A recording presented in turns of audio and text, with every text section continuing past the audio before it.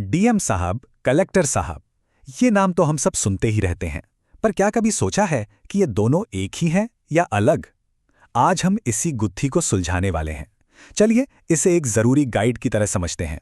तो सवाल ये है कि जिले का जो मुखिया है वो कौन सी टोपी पहनता है, मजिस्ट्रेट की या कलेक्टर की?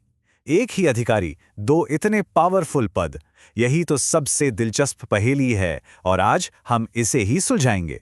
तो चलिए देखते हैं कि आज हम क्या क्या समझने वाले हैं। सबसे पहले हम देखेंगे कि एक अधिकारी दो भूमिकाएं कैसे निभाता है। फिर इन दो शक्तियों की कहानी को जानेंगे। उसके बाद मैजिस्ट्रेट के काम और कलेक्टर के बही खाते को समझेंगे। और हाँ, ये भी देखेंगे कि इस संतुलन को साधना असल में कितना मुश्किल है। और आखिर में होगी एक खास ब्रीफिंग जो सब कुछ समेट देगी। लोग अक्सर डीएम और कलेक्टर इन दोनों शब्दों को एक दूसरे की जगह इस्तेमाल कर लेते हैं, पर असल में यहीं से कहानी शुरू होती है। हैं तो ये एक ही आईएएस अधिकारी, पर उनके अधिकार और काम बिल्कुल अलग-अलग हैं। चलिए इस दिलचस्प विरोधाभास को समझते हैं। तो ये दोहरी भूमिका, ये दो पद एक ही अधिकारी के पास आए कहां से? इसका जवाब ना इतिहास के पन्नों में छपा है। चलिए जरा समय में पीछे चलते हैं और इस कहानी की जड़ तक पहुंचते हैं। इस टाइमलाइन पर जरा गौर कीजिए। कहानी शुरू होती है 1772 से, जब वॉरेन हेस्टिंग्स ने कलेक्टर का पद बनाया। मकसद एकदम सीधा था, लैंड रेवेन्यू यानी जमीन का टैक्स इकट्ठा करना। लेकिन फिर देखिए, सिर्फ 15 साल बाद 1787 में इसी पद में मजिस्ट्रेट की शक्तियां भी जोड़ दी गईं और यहीं पर खेल बदल गया। अब टैक्स वसूलने वाले के पास कानून व्यवस्था की ताकत भी थी। आजादी के बाद न्यायिक ताकतों को कार्यपालिका से अलग किया गया और हमें वो ढांचा मिला जो हम आज देखते हैं। तो चलिए अब पहली टोपी उठाते हैं डिस्ट्रिक्ट मजिस्ट्रेट की। इनका एक ही मकसद है, जिले में लॉ एंड ऑर्डर यानी कानून और व्यवस्था बनाए रखना। जैसा कि नाम से ही पता चलता है, डिस्ट्रिक्ट मजिस्ट्रेट यानी डीएम जिले के सबसे बड़े एग्जीक्यूटिव मजिस्ट्रेट होते हैं। इनका सीधा वास्ता कानून और व्यवस्था से है।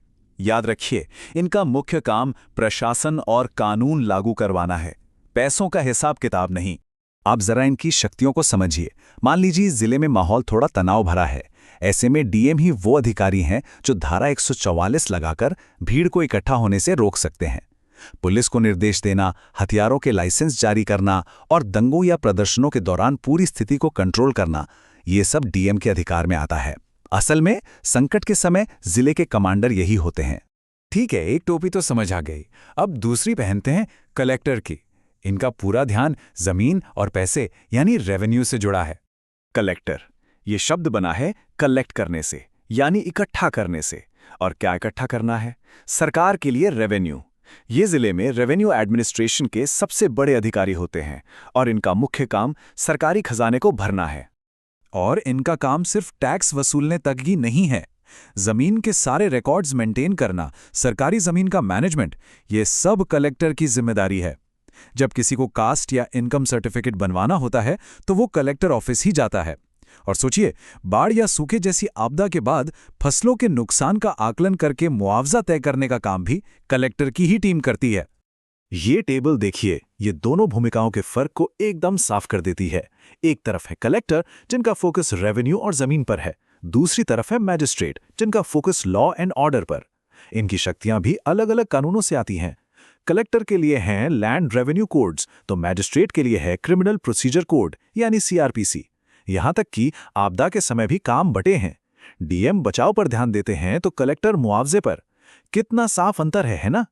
अच्छा, तो कागज पर तो सब कुछ साफ साफ बटा हुआ है, लेकिन असल में जब एक ही इंसान ये दोनों काम करता है तब क्या होता है?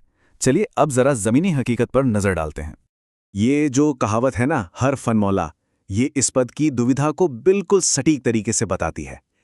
एक ही अधिकारी से उम्मीद की जाती है कि वो रेवेन्यू का एक्सपर्ट भी हो, कानून का जानकार भी और आपदा प्रबंधन में भी माहिर हो।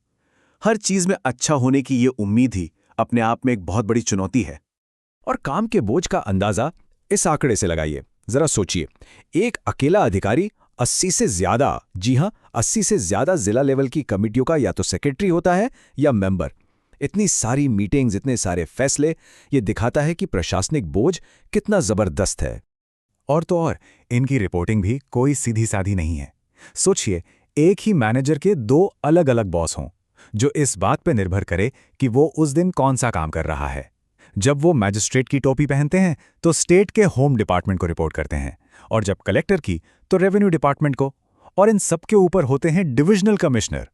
ये पूरा सिस्टम कोऑर्डिनेशन को बहुत मुश्किल बना देता है। तो अब आते हैं इस पूरी बातचीत के निचोड़ पर।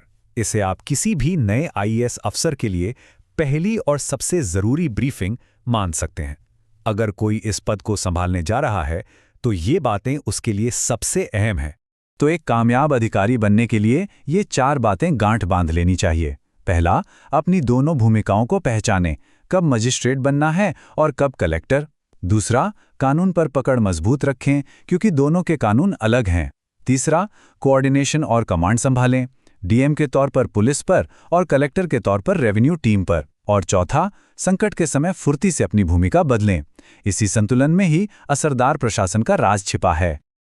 और आखिर में हम आपको एक बड़े सवाल के साथ छोड़ जाते हैं।